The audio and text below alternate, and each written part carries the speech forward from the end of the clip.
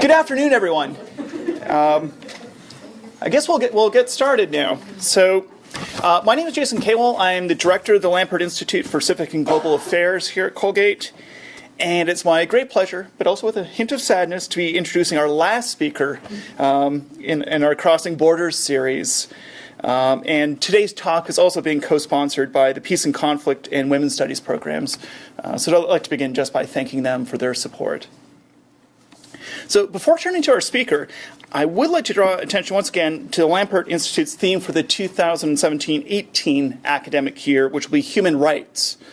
So we're looking forward to an exciting and important program of events, and clearly it's a topic that's of particular global importance.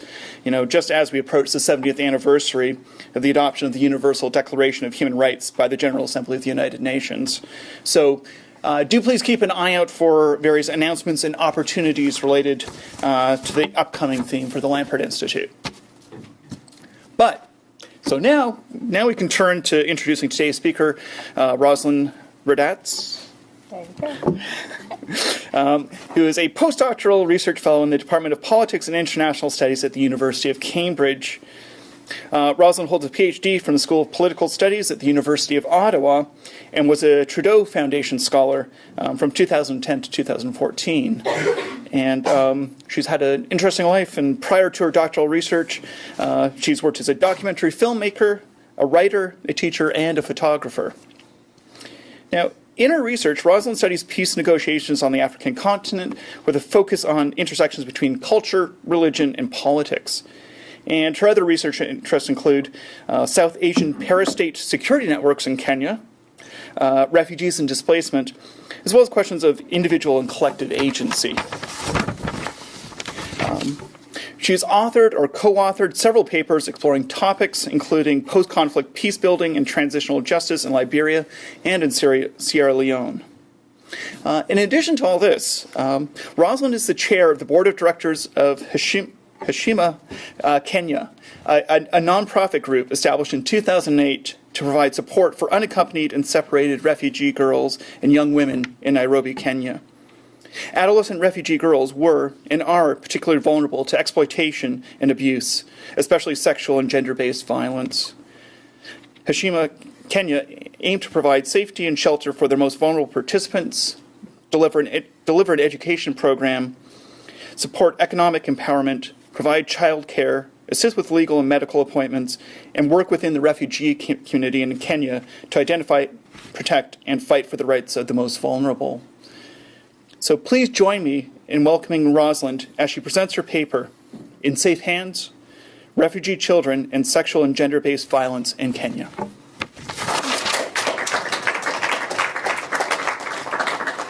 Thank you, everyone, for being here today. You'll have to let me know if I'm projecting sufficiently loudly for you to hear me at the back. Thank you, first of all, the Lampert Institute and Jason for having me here today, and it's a great pleasure to be able to come and visit my true friend and colleague, Susan Thompson, as well. I just got back from Nairobi, actually, a few days ago, so it's actually very nice to be here in the temperate climate of upstate New York compared to the very, very hot temperatures that are in Nairobi right now. So Jason has given you a little bit of a background in terms of Heshima, Kenya and the work that the organization does. And during the question and answer period, if you want to hear a little bit more about the work that we do there, you can feel free to ask at the time. But right now we'll turn to the topic of today's paper. And I think that it's a suitable time to discuss refugee issues in Africa because the world's focus increasingly, as you know, is internally driven, particularly in the United States and Europe. And what few refugee issues are on people's radars tend to be the issues that are stemming from the Middle East right now, particularly the Syrian conflict. The reality is that sub-Saharan Africa has a population of 26% of the world's refugees. And until recently, Kenya has been a relatively accommodating host for approximately 2 million of those refugees. And today I'm going to speak to you a little bit about the most vulnerable segment of those refugees, unaccompanied minor children. When I say UAMs, or unaccompanied minors, it typically means children under the age of 18. The individuals that I've been working with are typically aged between 7 and 18 years old, and you can see why there's some very challenging ethical and also methodological issues with working with these children. But this is nonetheless an ongoing research project, and as a result, I really welcome your insight into the challenges behind mounting this kind of mixed methods project. So, to begin with, I'm not going to talk at length about what gender-based violence means. Different people use the term sexual and gender-based violence. For the sake of this presentation, I'm using the term gender-based violence.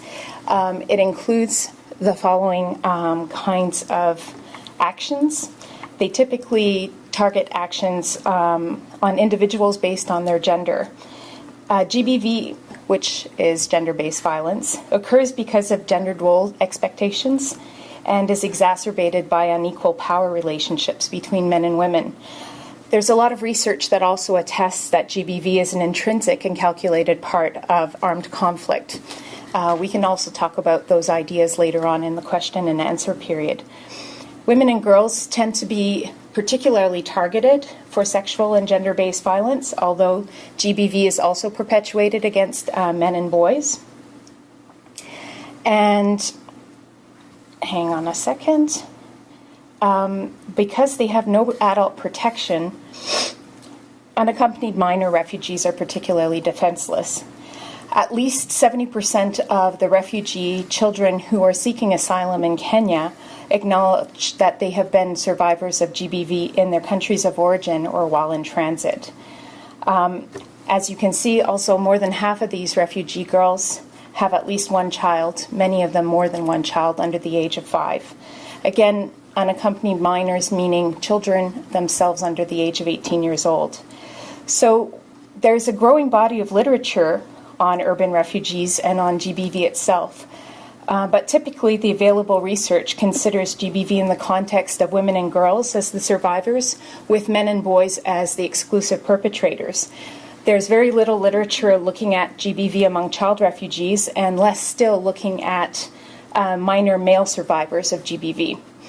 Although GBV is widely acknowledged to exist and to be widespread among refugees in Kenya, there is virtually no empirical evidence to support this claim. So this provides you with a little bit of the background as to why I undertook this study. So essentially what I'm going to share with you today is my quest to answer these two research questions, which is, are refugee children safe from GBV once they've reached a country of asylum? And how prevalent is GBV among refugee children in urban centers in Kenya? And when I talk about urban centers, we're talking about towns and cities, non-camp environments. The situation in the numerous refugee camps in Kenya is very different, and I can't necessarily claim to have any particular statistics for refugee children living in a camp situation. So the overall research project that I took on last year in the month of November gives you a little bit of the following. First of all, that we found that GBV is widespread in urban centers, not unexpectedly. And I will share some of the statistics that we found, as well as the preliminary assessments that we have as to the identity of the perpetrators, which is that for the most part they are known to refugee children. We also discovered that post-reporting assistance, when it does actually occur, is very inadequate and sporadic. And most importantly, in the course of studying an initial population, I found that there were certain research gaps that started to appear over and over again, and this necessitated a rethinking of the research project, which is why I'm in the middle of undertaking a much broader mixed methods research. This particular project started off as a qualitative investigation, and I love qualitative methods. I can talk at length about them, but I really ran up against the limitations of what qualitative methods can do in this project. Consequently, the new mixed method study is undertaking empirical research with a very quantitative view of a questionnaire, and then in-depth questionnaires, and also focus groups among the community. I'll talk to you a little bit about how the methodology changed and why it did. And then finally, one of the areas that I felt that it was really important, what was coming up, is that gender-based violence does not take place in a vacuum. It takes place within a cultural context. And recognizing that the refugees that are living in Kenya come from a variety of different backgrounds, it's really important to highlight how some of the cultural expectations of their societies come to play in gender-based violence. Just to give you a brief idea, when I first started working with Heshima Kenya and I started living in Kenya about 5 years ago, 80% of the refugee population was Somali.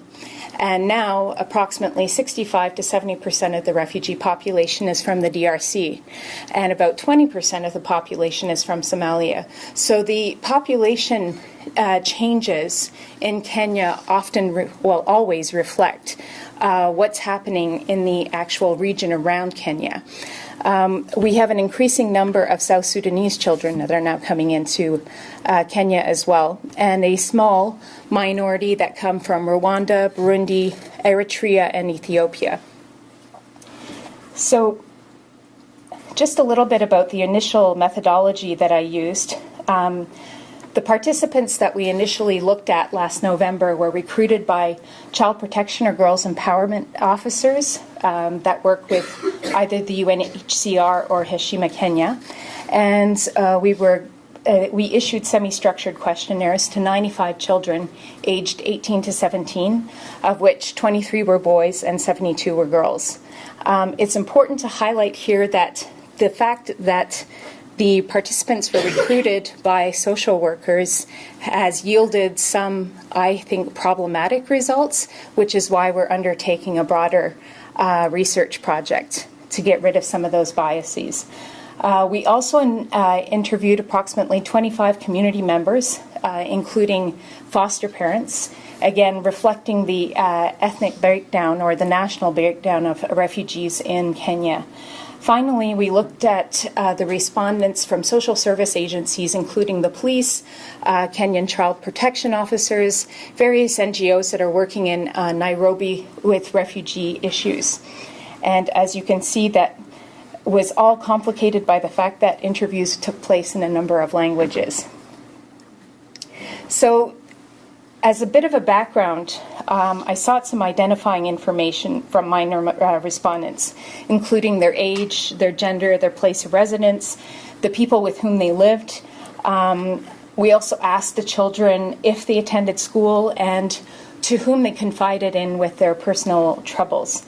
So in terms of the demographic findings, we found that when they get to Nairobi, if they become registered, and that's a whole different topic altogether, children who are unaccompanied minors essentially are placed in foster homes for the most part. And as you can see, we found that about 65% of UAMs live in foster families in Nairobi. About a third of UAMs live with blood relatives, and that's usually a sibling. And interestingly, we found that fully 17% of UAM households are led by an adolescent sibling. It could be more, it could be less. Our initial sample is quite small, so it provides some indications. As far as other demographic findings, access to school is concerned, 57% of refugee children are not in school. And there's a reason why. The reasons that they cite are typically they don't have school fees, they lack familial support, and there are other health and or security reasons why they're not attending school. Typically, a foster family in Kenya who has the financial means is supposed to provide school fees to send their children in their care to school. And social service agencies such as Heshima Kenya will actually pay the school fees of children in foster families who don't have the means. So when a child states that they aren't receiving adequate support from their guardians to attend school, it wasn't actually clear to us whether support meant physical means or whether guardians are actually preventing the children in their care from going to school and forcing them into unpaid domestic labor or other forms of labor. This seems to be quite commonly widespread, and again, it represented an area that we needed to explore further in additional research. In terms of their personal support networks, when refugee children experience problems or challenges, including SGBV, they don't necessarily confide in one particular person, but most importantly, a number of them confide in no one at all. If they do choose to share a problem, a refugee child will most typically turn to a sibling if they happen to have one in proximity. A quarter of them trust their guardians or foster parents sufficiently, typically their foster mothers, in order to be able to share their problems with them. But most distressingly, in our initial survey, we found that fully 30% of refugee children say that they have nobody with whom they can share their troubles. So in the actual initial survey, we asked, generally speaking, these broad-based questions. Is GBV commonly experienced by refugee children in country of asylum? Do they know the perpetrators? Do children report the abuse? If so, to whom? Are community members and agency staff aware of GBV among refugee children? Which kinds of cases are typically most reported? Who are the perpetrators? And where does the abuse take place? And then finally, what kind of post-reporting services and care are there out there? So in terms of initial findings, extent of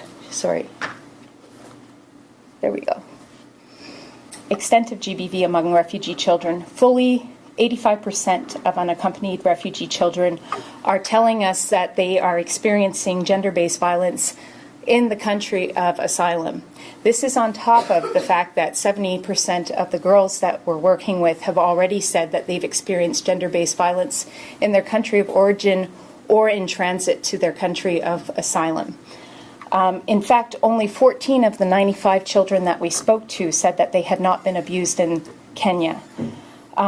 Very, very interestingly, 5 of 23 male respondents, or 21% of boys, claim to have experienced GBV. This proves that GBV exists among boys. However, the small data sample means that there's insufficient information upon which to base any significant claims. This is a very, very difficult area to research effectively in Africa. There is tremendous stigma against men and boys reporting any kind of gender-based violence. And so we are undertaking this next aspect of our project very, very carefully, but looking to find out a little bit more about this. In terms of the kinds of abuse that children are experiencing, the most common GBV actions that children are reporting are sexual assault, emotional and verbal abuse, rape, and physical assault.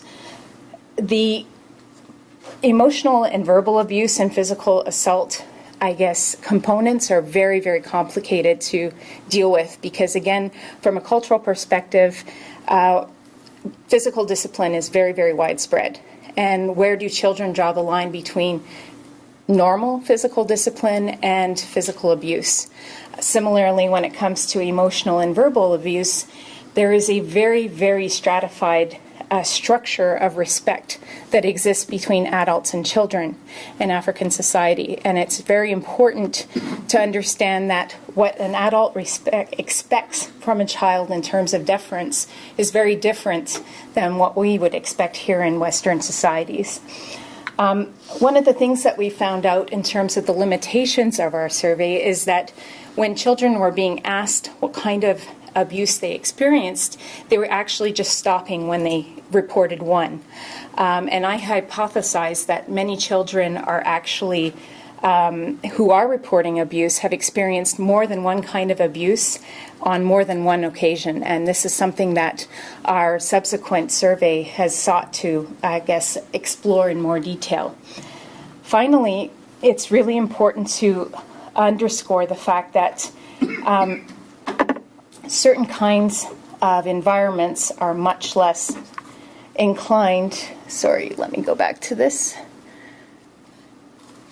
are much less inclined to report certain kinds of GBV. For instance, in Somali children, they are very, very reluctant to report female genital mutilation, although it is almost universal within the context of the community.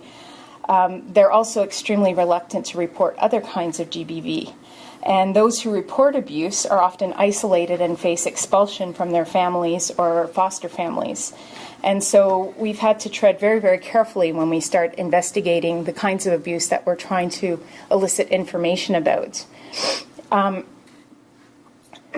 Typically, our questionnaire didn't ask children whether they'd experienced GBV in the form of the denial of resources, intimate partner violence, survival sex, or violence by the state, including security forces, although the social workers that we've been working with highlighted that this was an area of serious gap in our questionnaire, and one that, again, we've sought to remedy in the ongoing survey that we're running right now. In terms of to whom children report their abuse, the majority of children that we spoke to said that they had reported their abuse. And it's, again, this represents a limitation of the kind of initial research which we did, whereby the social workers actually chose the children that we were administering questionnaires to. And it reflects a kind of a familiarity bias, if you wish, whereby they know that these children have already experienced gender-based violence. They know that we're undertaking research on gender-based violence. And so it becomes a kind of positive feedback loop, if you wish. And so I determined that in the future, when it came to selecting populations, we needed to be a lot more careful and try to exercise a certain degree of blindness. In terms of who children talk to, though, if a child shares their abuse, they're going to first go to a teacher, a sibling, or a foster parent, somebody they know. And then that individual or adult may encourage or not the child to formally report their abuse to a staff person at a social service agency. The one good thing that does happen, because it's important to note that I very much believe that this number is overinflated. There is tremendous pressure on children not to actually report their abuse for a number of very real reasons. But of the children who actually do report their abuse, the one good thing that comes out of it is that those that need to typically tend to seek medical care. And again, it's important to highlight, particularly among girls that have experienced FGM, the actual physical complications that emerge after being sexually assaulted when you've also experienced FGM are very, very problematic, and they will follow you around for the rest of your life. And the medical services that are available in Kenya are already very limited. To add to the fact that refugee children don't have access to what little health care Kenya provides, and you have, again, a whole population of children that really are getting insufficient medical attention. So I want to highlight the fact that while a number of our participants did respond that they were reporting their abuse, more than a third did not report the abuse, and there are very particular reasons. The biggest reasons that were cited were that they were too afraid or intimidated, and that very much includes the fact that if you report on somebody you know, your chances of being evicted from your foster family are very great, and it's better to live with the devil you know than the devil you don't know. You tend to stay in place. Secondly, Of the children who did not report, they also said that they did not know where to go and who they should actually speak to. This is where some interesting, I guess, contradictions are started to emerge. When you start talking to the community members and the social service agency members, you start seeing a slightly different picture. There has been tremendous gender-based violence training among refugee communities in the various areas of Nairobi in the last 5 years. This has been a darling of the international donor community, and this has typically taken the form of focus groups and training exercises. So when you start talking to the average individual about what is gender-based violence, there is a fairly strong understanding of what Western donors want to hear. That does not necessarily translate into how things are handled on an internal level. It's the idea of talking the talk, if you wish. So all community members that we spoke to claim to have had some awareness of gender-based violence. I hypothesize that that has a lot to do with widespread awareness training. Interestingly enough, most individuals did not know any GBV cases personally, which indicates that they're not necessarily first responders. Very interestingly enough, many, up to half of the community members that we spoke to say that gender-based violence can only happen to girls. The rest didn't speculate necessarily. And it's very important here to highlight the fact that some community member participants were foster families. So it's very possible that these individuals may know more about issues of gender-based violence and may actually be perpetrators themselves. And these are facts that they weren't necessarily willing to disclose in the interviews that we had with them, which is a key reason why in our broad-based research that we're undertaking right now that we are not allowing children to be interviewed in the presence of their foster families. And there are ethical dilemmas behind that, which we can talk about at the end. In terms of social agency awareness, again, these are not necessarily the first people in a child's sphere that are told about the abuse. Typically, children first confide in a relative or a guardian or a teacher, but once formal abuse is reported, then agency representatives are expected to provide some kind of assistance. Interestingly enough, 70%, and these are individuals who are trained to be aware of this sort of thing, claim that gender-based violence is not just more prevalent among girls, is almost exclusively based among girls. There is some informal acknowledgement that it exists among boys, but again, the stigma of talking about particularly sexual assault and rape among boys is very, very high among this particular population.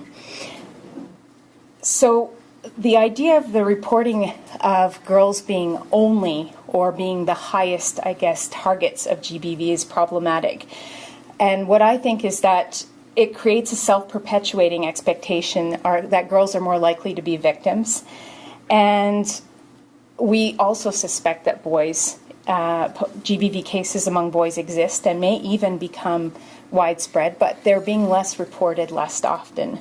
And again, because of the great social stigma that exists around talking about this openly, even to trained trauma counselors, we've had to undertake this aspect of our research very, very carefully. Now, in terms of, well, who's actually doing gender-based violence? Well, almost half of the children that we have spoken to claim to know their abuser. When pressed, which the questionnaire didn't, they would not and did not say more. But it was the source of tremendous distress among the children, and so we typically stopped that particular vein of questioning in our initial survey. I hypothesize that the majority of children know their abuser and also have close relationships with them, and I'll explain to you why in a few minutes.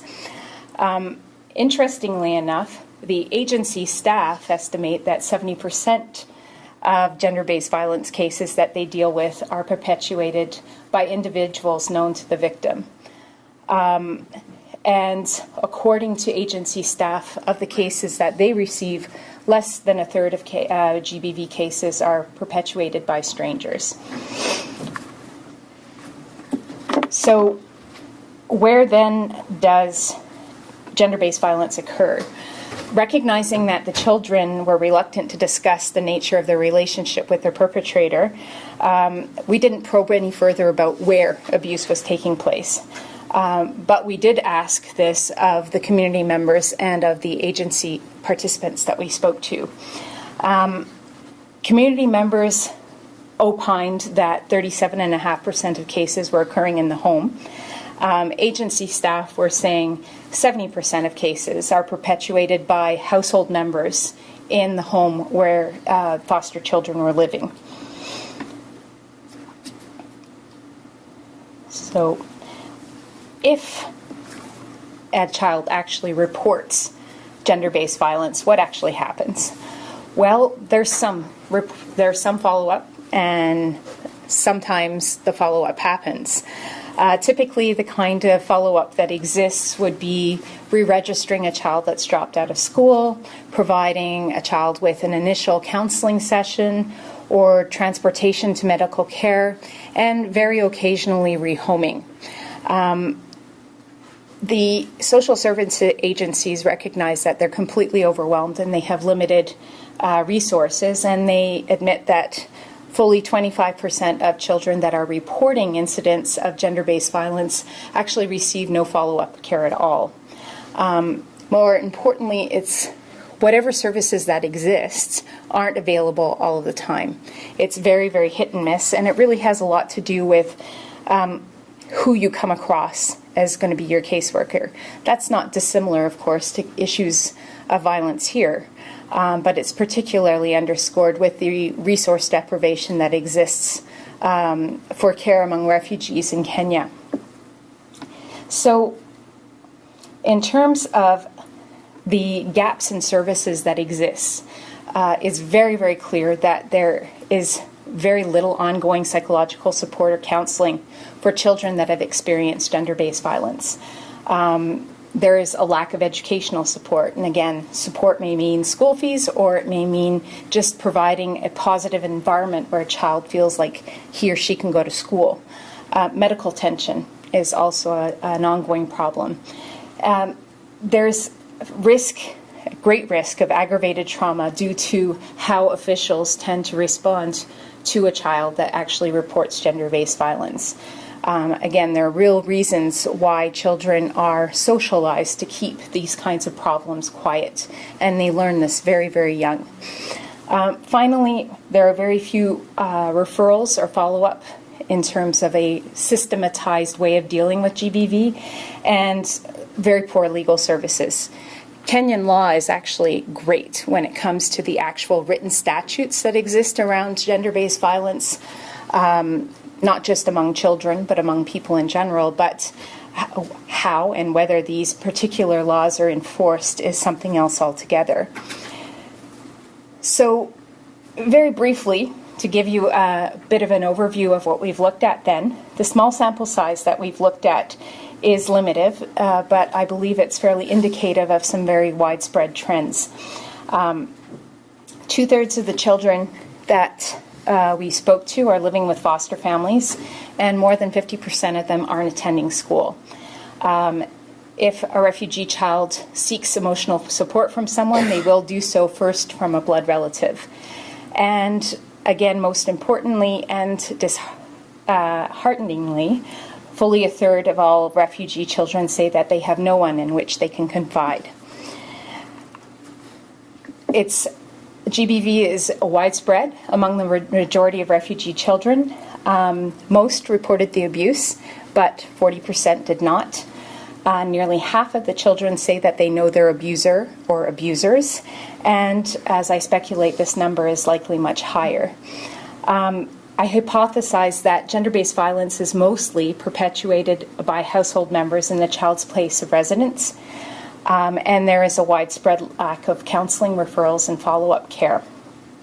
So this gives you a little bit of a kind of background in terms of what we did, and I've also shown to you the number of gaps that existed methodologically that we're trying to address in the ongoing survey that I'm doing right now.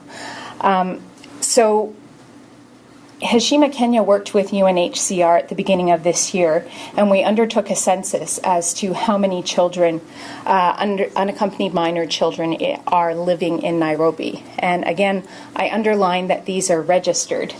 It's extremely important to recognize that for every child that you see that's registered, there are possibly 1 to 2 that are also living underground.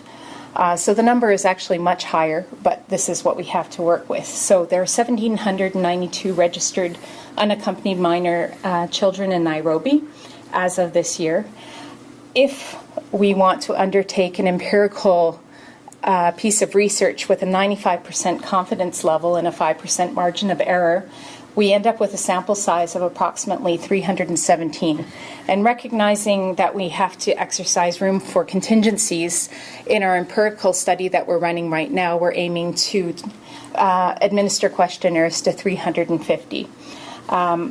We're identifying children according to their country of origin. Again, recognizing that 65% of the refugees in Nairobi are from DRC, about 25% of them are from Somalia, and the balance being from Rwanda, Burundi, Eritrea, and Ethiopia.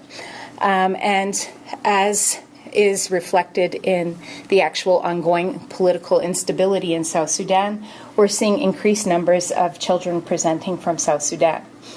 As an interesting aside, the South Sudanese tend not to send all of their children as refugees. They typically are appointing 1 male child in each of their families to go abroad, if you wish, to Kenya as a refugee.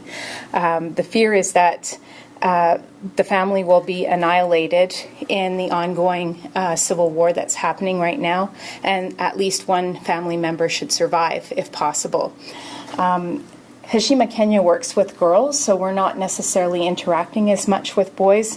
And if anything, there is a huge programmatic gap in terms of dealing with unaccompanied minor boys and adolescent boys in the region. So the quantitative questionnaires that we're undertaking right now are being administered by qualified social workers and psychologists.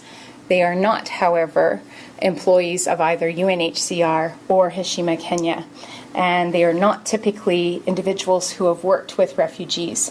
As a result, they don't necessarily have the same, familiarity bias, and we're hoping to overcome that.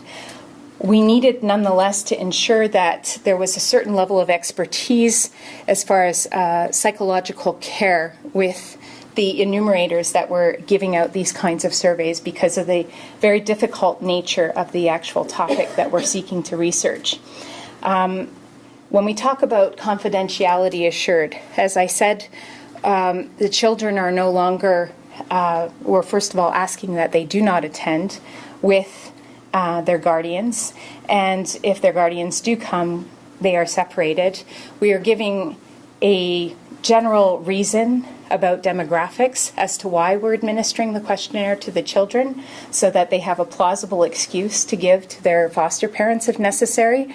And when the questionnaires are being submitted to me, the children are not identified. They're just written, just their country of origin, their age. In terms of how we're handling levels of consent and assent, this is very difficult because you have children for whom nobody advocates. They have no representation, and their foster families should typically be their source of advocacy. However, we're noticing that there are huge problems of abuse that are existing among the foster care system. So we've developed a 3-tiered form of consent or assent. A child over the age of 12 is asked verbally if they can assent. At any time, any child can actually step out. There's no fallout for engaging in this research. The enumerators also provide a level of oversight, and we have a key individual with whom we're working, the Chief Child Protection Officer for the UNHCR is providing final oversight as to areas of consent. Legally, though, it's extremely problematic. I'm not going to lie, and the reality is that we could never undertake this kind of research here in North America. It's just too difficult. We've also developed a red flag system whereby if we believe that in the course of a questionnaire a child is in immediate danger, the child will be immediately reported to the UNHCR Child Protection Officer, and the child will be not allowed to necessarily return home if, in fact, that's where the abuse is taking place.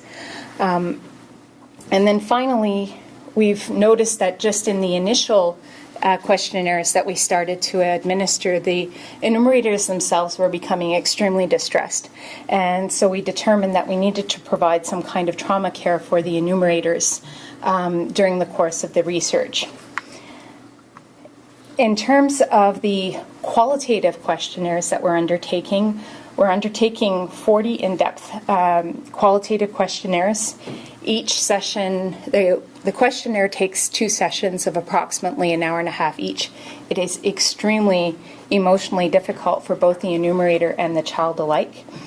The respondents are being targeted by trained child trauma counselors with whom the counselors are already working. So there's a pre-established relationship that already exists there and this particular questionnaire is adding to the child's file. And in these in-depth qualitative questionnaires, we're looking at gender-based violence as it occurs over time.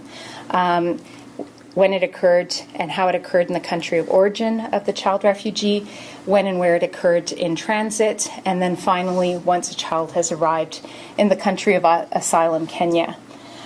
We've again provided them with the same assurances of confidentiality and consent, and we're providing counseling sessions midway through the surveys and at the end of the surveys for the enumerators. This is very, very emotionally taxing for the enumerators. Finally, we're undertaking 6 half-day focus groups targeting approximately 50 to 60 respondents, and we're dividing the individuals by gender, hoping that people will speak more freely. 2 focus groups among the DRC, 1 focus group of Somalis, 1 focus group of Eritreans and Ethiopians. We've grouped them together because the issues that child refugees are facing from these 2 countries tend to be very similar, as are the issues of children coming from both Rwanda and Burundi. And then finally, we're also undertaking a focus group among South Sudanese individuals. And the key things that we're looking at are cultural understandings of the concept of respect. As I talked about earlier, 1, the hierarchy of respect between children and adults. What kind of respect is expected from children towards adults? Are there any expectations of respect from adults towards children? And then also, what are the expectations and norms of respect and respectful behavior between men and women, boys and girls? And then we're also looking into the idea of sexual norms and consent.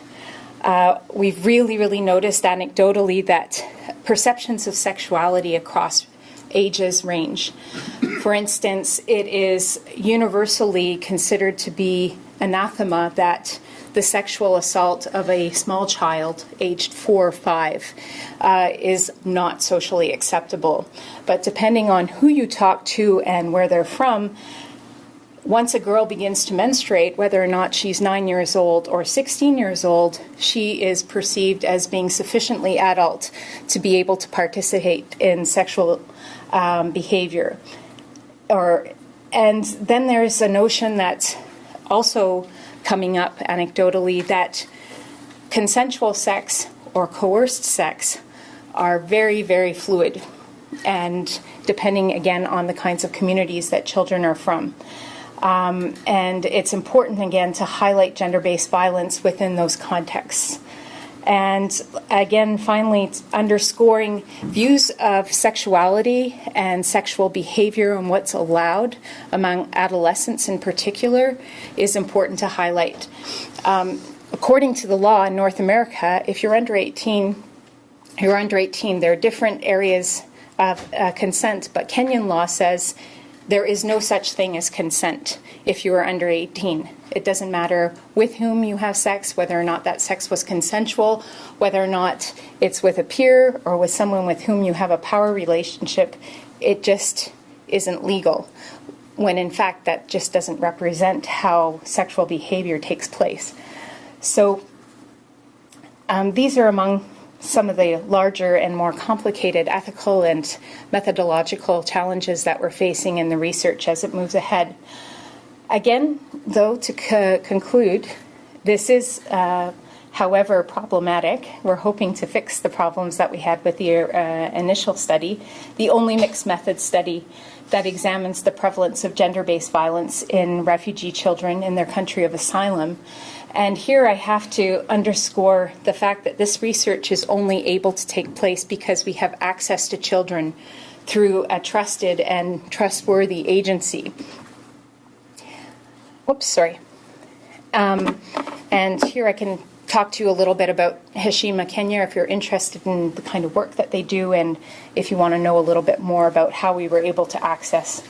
Finally, my hope is that if the methodological and ethical issues that we've experienced can be adequately addressed, that we could apply this model to other refugee children residing in other key countries of asylum. The data just simply isn't there. It's not that it's not happening, it's just that we don't know. So this is a first step towards remedying that. And now I will conclude and open the floor for your questions. I look forward to your feedback. Thank you.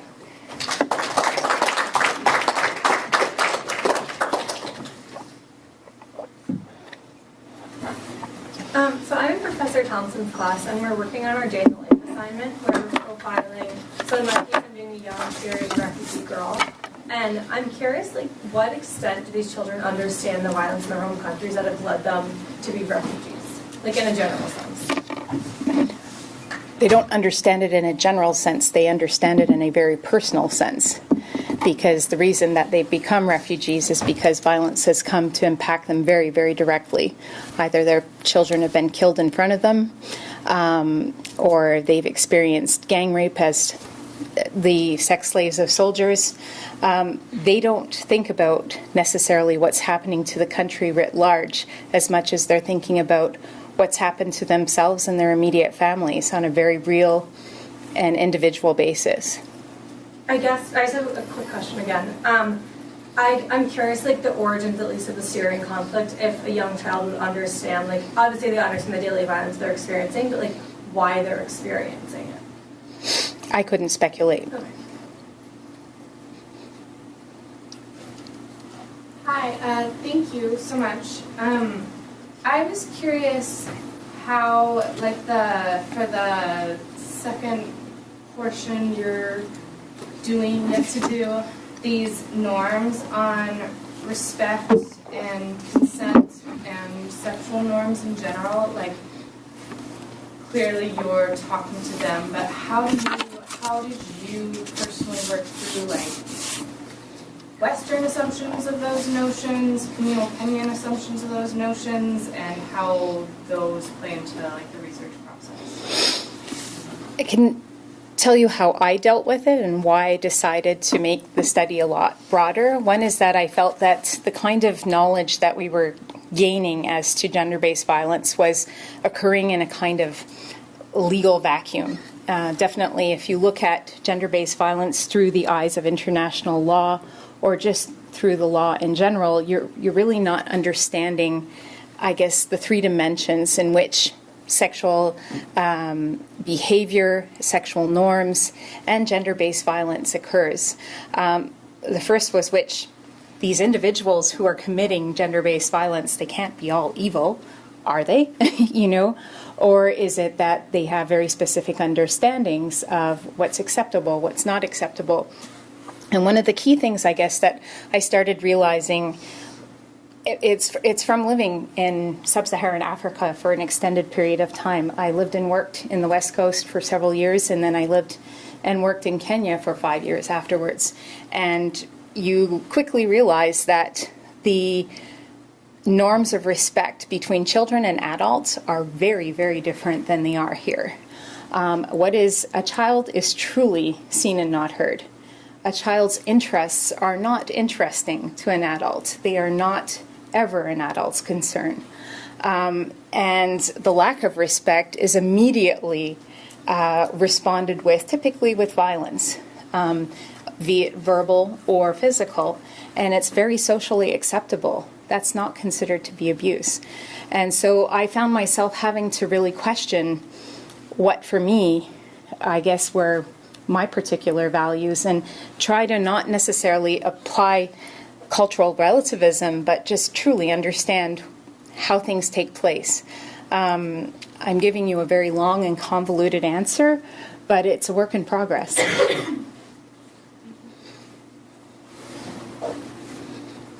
How are the foster families selected? That's By the government. yeah, how are they vetted? Well, that's of course a big problem too, and one that I found out. Typically, or unaccompanied minor refugee children are placed with families of the same country of origin from which they come from. So if you're Congolese, you're not going to get placed with a Somali family. They wouldn't accept you anyways. Typically, a foster family or a family will accept to foster a child if they're provided with a little bit of financial incentive. You have to acknowledge that the refugees that already exist or live in Nairobi are living very precarious socioeconomic existences. They don't have permits to work. They function entirely in the black market economy, and they are living at the edge. So why would you take on another child if you already have some? Well, because you're going to receive some financial remuneration from a social service agency, possibly. The vetting that exists is typically word of mouth, because the documentation that exists among refugees in their countries of origin is virtually non-existent. So do you know if you're being placed in a foster family where the father potentially has abused other children? You have no idea. People don't talk either, and it's really, really problematic. And that's one of the key things that Heshima Kenya is in the process of redoing as a result of the initial findings that we found. It has to completely reformat how it actually puts children into various foster families. The vetting system is absolutely inadequate. Yeah. I know you've been mentioning this here at the top, and thank you again. But how did you find Kenya in terms of other organizations that need to do similar work? I found Heshima Kenya through Susan Thompson, interestingly enough, who had come to visit me when I was living in Kenya.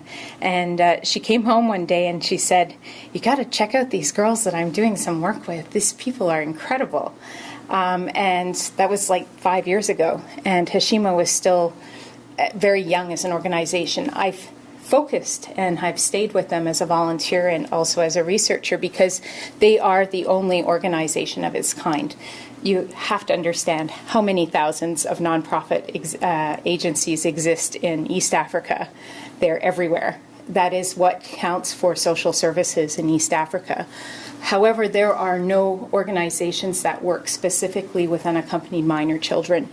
The individuals who started Heshima Kenya used to work with UNHCR, and they found that there was absolutely no care being provided for unaccompanied minor children. They were falling between the cracks. And increasingly, how do the children get found by Heshima Kenya as a natural second question? Typically, children who are experiencing abuse of some kind will fall on the radars of a medical agency. So MSF tends to report a lot of their cases to Heshima Kenya. Children that are being trafficked, if trafficking is reported, often will come across the social workers' desks. There's a whole variety of, I guess, interconnected networks that exist. between individuals that are providing care to refugees. But again, Heshima Kenya is the only organization of its kind in Kenya.